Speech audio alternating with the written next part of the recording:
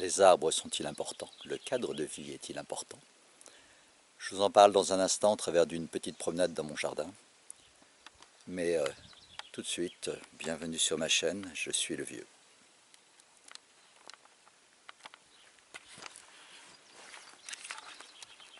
Alors pour l'instant, il ne paye pas de mine. Un bananier, tous les ans il gèle. L'an dernier il était magnifique. Avec la pluie, la douceur générale. On a même eu un petit régime de bananes, elles ne sont jamais arrivées à maturité. Et par contre, une fleur magnifique. Alors les forsythias, par rapport à la vidéo d'accueil, ils ont été immortalisés dans la vidéo d'accueil. Ils ont déjà perdu beaucoup de leur jaune. Tout ça, c'est vraiment transitoire. Et puis, ce qui aurait motivé l'achat de la maison à lui seul, les bouleaux, petits bosquets de bouleaux magnifiques, ils viennent de prendre leurs feuilles.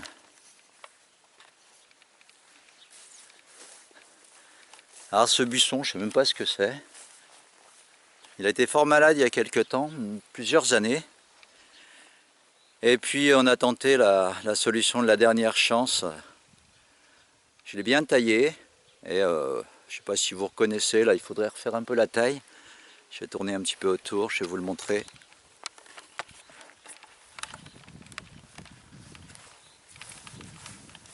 Voilà, j'ai essayé de lui donner une petite forme de cèpe. Alors manifestement, c'est ce qu'il voulait être. Parce que bon, il a gardé cette forme. Il faudrait que je le retaille un petit peu. On continue. Pied de mirabelle. Bon, je sais pas trop s'il se plaît ici. La première année, il a donné un petit peu. La deuxième année, un saladier. Bon, il décolle pas beaucoup. On verra ce que ça donne. On a pris des mirabelles très claires en fait pour éviter que les oiseaux les mangent avant maturité. Puis on les cueille. On les cueille assez vertes en général. Ici, on a deux énormes pruniers. Bon, les prunes ne sont pas très bonnes. Mais ça ombrage énormément le jardin en été. Alors là, la taille là-dessus, ça a été en fait de débarrasser toutes les branches, toutes les grosses branches montantes qui parasitaient un peu l'arbre, qui lui prenaient son énergie. Et le but, c'est d'arriver à quelque chose en fait où un oiseau pourrait passer à travers l'arbre, aurait la place de passer.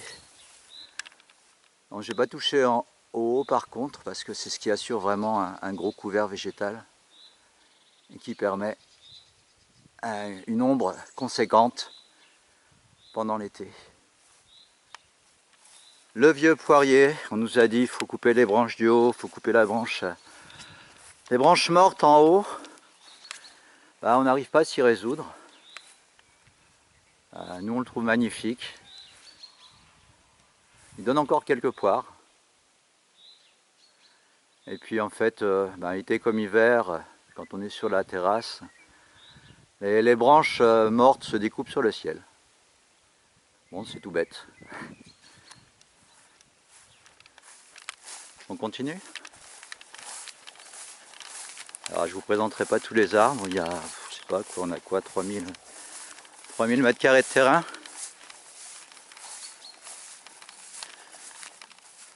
Le cerisier qu'on a planté. Alors des erreurs au début.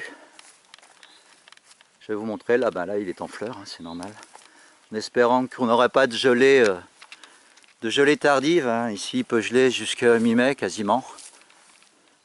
Alors l'erreur du début, ça a été de vouloir courber les branches pour qu'ils poussent plutôt à l'horizontale. Et en fait, on avait retenu les branches par des élastiques et des cordes. Et on a eu carrément une rupture entre les branches principales. Voilà, on voit encore les cicatrices. Puis on a passé du mastic cicatrisant pour arbre. Et bon, ça a l'air d'être rentré dans la normale. Donc cerisier en fleurs, c'est toujours magnifique.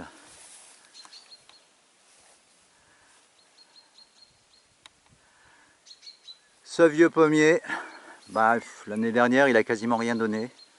Évidemment on a le bosquet de noisetiers qui le parasite pas mal au niveau lumière. Il va falloir que je me décide. Ça pousse, c'est du chien dent quoi. J'avais coupé très fort il y a 2-3 ans et puis bah, plus on le coupe en fait plus ça repart. Bon là on a un merisier, aucun intérêt. Un autre poirier.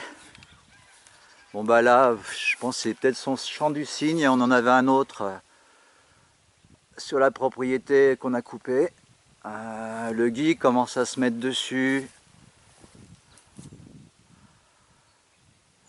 Bon, j'y touche pas trop. La dernière fois sur l'autre pour essayer de le sauver, j'étais monté dedans, j'avais retiré le gui, mais vraiment pratiquement pouce par pouce sur les branches, et puis bah, ça l'a pas empêché de mourir. Donc celui-là, bah, s'il doit mourir, il mourra. Et puis c'est tout. Bon, il donne encore un petit peu.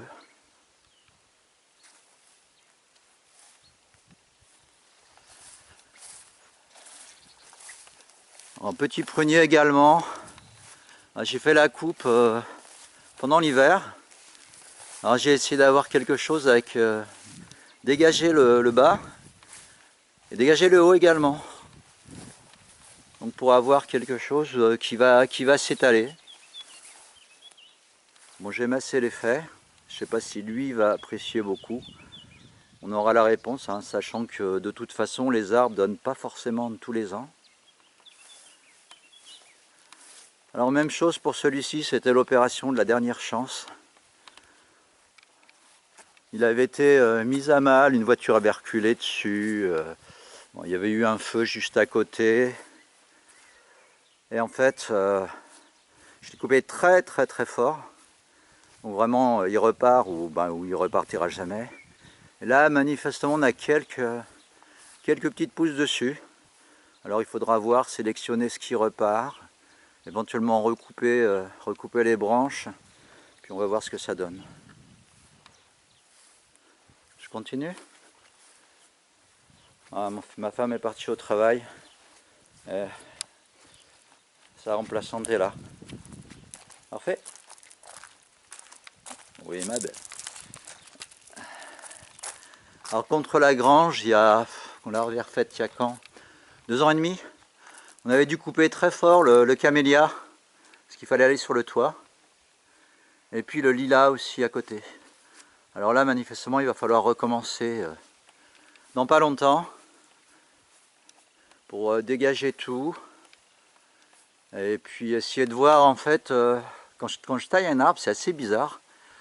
Mais je tourne autour, je commence à tailler un petit peu, je retourne autour et j'ai l'impression que, comment dire, j'essaye de deviner ce qu'il voudrait être. Je vais prendre l'exemple sur le sureau là-bas.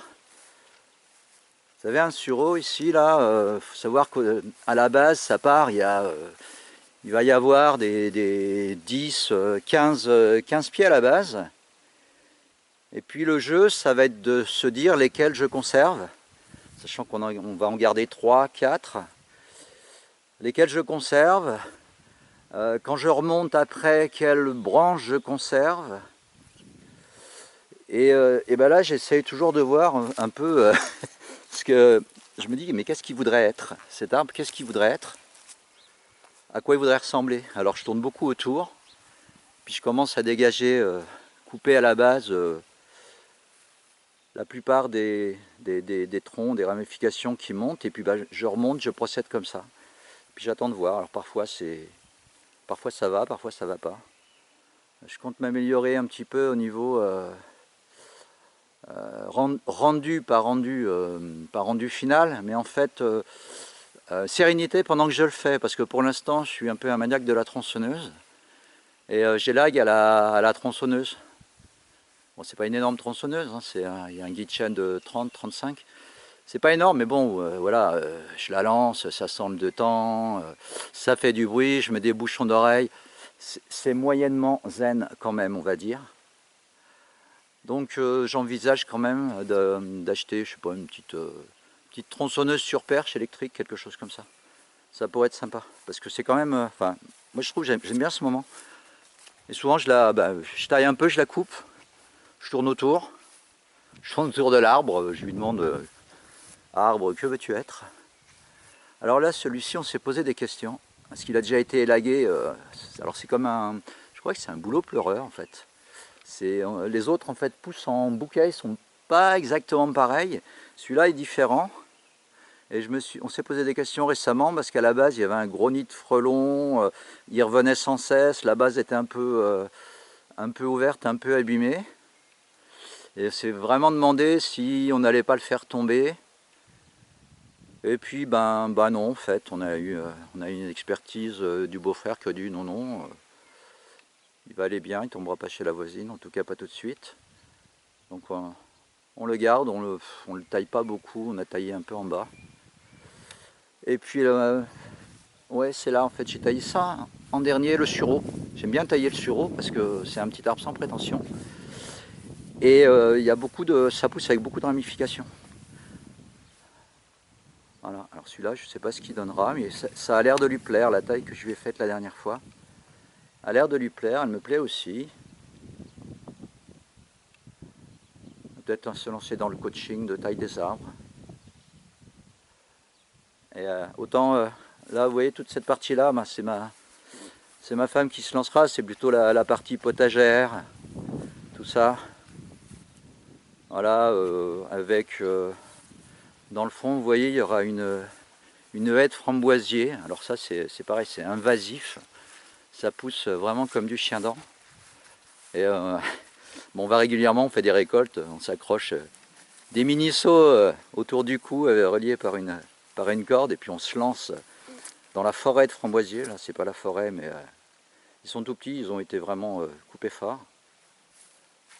Là, je sais pas ce qu'elle va faire, peut-être des pommes de terre ou autre. J'essaierai d'avoir une interview avec elle là, pour qu'elle vous présente son jardin, mais c'est pas gagné, les amis. C'est pas gagné du tout. Là, je crois que normalement plus haut, il y aura des pommes de terre. Bon, voilà un petit merisier que j'ai taillé un peu à la va-vite, mais vraiment parce qu'il devenait trop sans souci vraiment d'esthétisme. Les fleurs aussi, c'est elle. Là, je crois que c'est un groseillier. On a mis un groseillier ici. Un peu plus haut, vous voyez, il y a comme une superstructure en bambou pour faire une petite serre. Pour abriter, on met du plastique dessus. Pour abriter, parce qu'ici, il fait quand même assez frais, assez longtemps. Et puis là, ça sera, là, ce sont les fraisiers, en fait. Voilà.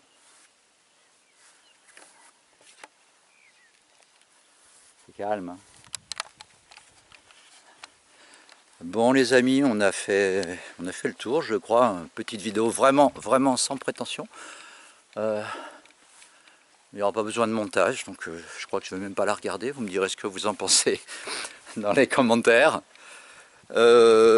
C'est tout pour aujourd'hui. Je vous dis à bientôt et puis portez-vous bien. Ciao.